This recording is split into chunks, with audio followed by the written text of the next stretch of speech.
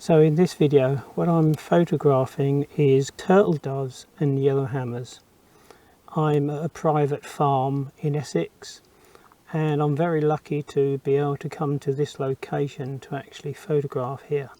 Now it's not a commercial hide, the hide I'm in is my own hide that I've put up here, and they get lots of birds coming in here. Some of the birds that I don't get in my hide that I have in the orchard. Certainly don't get yellowhammers there, and we certainly don't get turtle doves there. But here it's on a farmland and they actually do get them coming here, so it gives me a good opportunity to come here and photograph. Now turtle doves are fairly rare.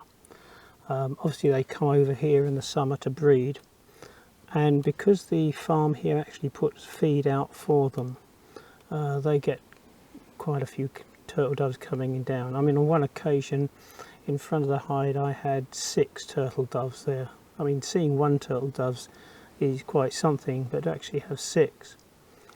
And the people that own the hide allowed me to set this hide up. Now the hide that I'm in is my own hide. It's what's called a Jamie Wood Fensman hide. It's on telescopic poles and you can't actually buy this hide anymore. Jamie Woods went out of business a long time ago. The hide's probably about 30 years old, but it's a very good hide, and certainly it's been here for a few days. The birds take absolutely no notice of it whatsoever.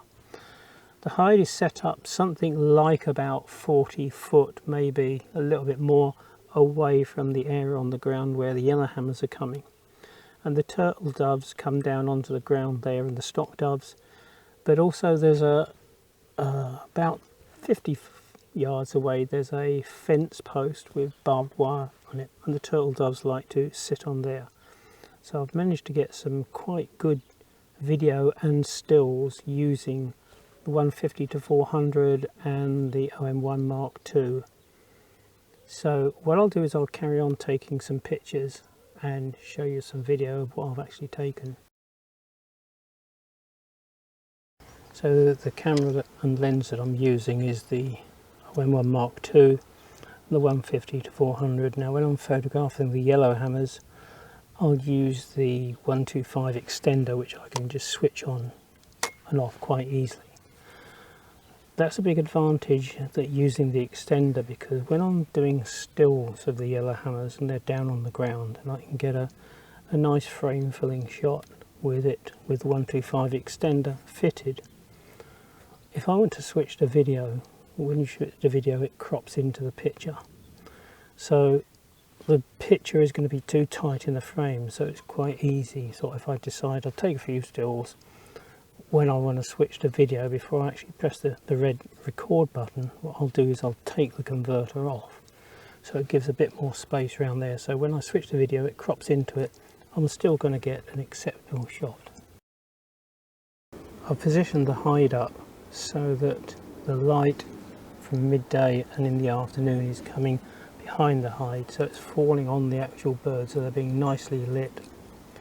What I've also been trying to do as far as the yellowhammers goes is, obviously I want to do get some nice portrait shots of them, but I've also been trying to get them as they take off, and for that I've been using Pro Capture. So when they're down on the ground and I frame it up to get the picture in, to get a nice frame filling shot, I then have to zoom back to allow more space, because when you're doing Pro Capture of a bird as it takes off, you need that space for it to fly into. Now one of the problems is with birds is you never really know which way they're going to fly. Ideally it's better if they fly towards you, or either left or right, but if they fly slightly at an angle away from you, all you're going to do is get a back view of the birds as it flies away. So what I do is with Pro Capture set it up there so that I have set on SH2. I'll set it on 25 frames before pressing the shutter button, and 25 after, so it's a total of 50 frames. And then I know that as soon as I see the action, I press the button, fully press the button, and then I'm going to get the shot.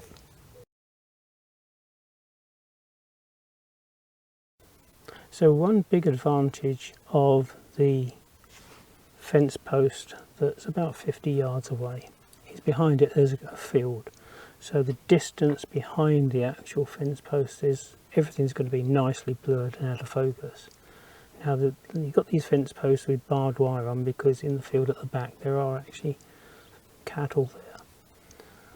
But when the actual turtle doves, wood pigeons or anything like that land on there, it gives me a really nice diffused background. And I think the barbed wire actually, they'll actually sit on the post, but they'll also sit on the barbed wire as well, and they do look particularly nice when they're like that. Now what I invariably will be doing is, as soon as the birds landed there, I'll take a few stills, then straight away I'll switch on to video and get some sort of video shots of them. A few days ago we had an afternoon there where the weather was very, very changeable, and at one stage it was raining quite heavily. Now I actually had 3 turtle doves, one on the post and 2 on the barbed wire either side, and I had the rain coming down there. So when I got a few clips of video on 4K 60 frames a second, I then switched to 120 frames a second, so it was slow motion, and I got a very, very nice clip which I'm showing you now of the 3 turtle doves there, and the rain's coming down there. The slow motion gives a very, very nice effect on the rain, so that's always something worth trying. But today's actually been a little bit quiet today. The light's actually ideal because although the light's fairly bright, it's quite soft lighting, and that's the type of lighting that I prefer to work in. People often think you've got to have bright sunlight for birds in flight and things like that or whatever, but often as not, soft overcast lighting is better. Now one advantage of having those posts that are there on the barbed wire, and because it's behind the ground where the actual seed is on the ground, what will happen invariably is the turtle doves, the stock doves and that sort of collared doves will actually land on the post or the barbed wire. Now let's have a quick look around before they actually fly down onto the ground. So when I see a bird landing on the post, what I actually do is lock onto it with the autofocus. I've got Pro Capture running, and what I want to do is get a shot as it takes off, and I've had some very, very nice pictures taken that way. And in fact I've had one picture where I've got 2 turtle doves in flight and both of them are sharp, so that was one that I was particularly pleased with, and I've included enough of the environment so you can see that it is a completely natural looking picture. So one of the things that you have about working from a hide is the waiting, and it's just a case of putting the time in. There's no bird. Actually there's just one landed there now. So now I've got some stills. What I'm going to do is take the extender off and press the red record button.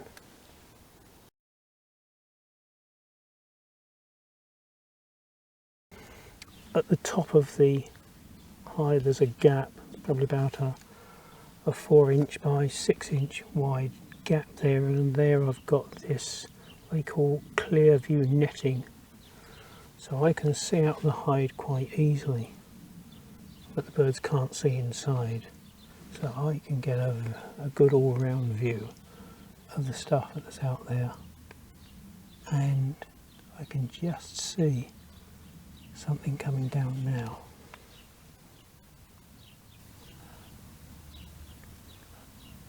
So I've taken a few pictures. What I'm going to do is switch on to video mode, but I need to make sure that the extender is off, otherwise I'm going to be cropping into the picture too much. So press the record button and don't touch the camera.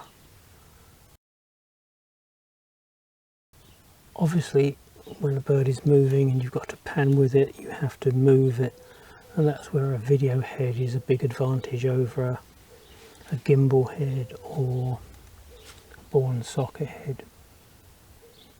So to finish up, I'm just going to show a few stills that I've taken of the yellowhammers and the turtle doves.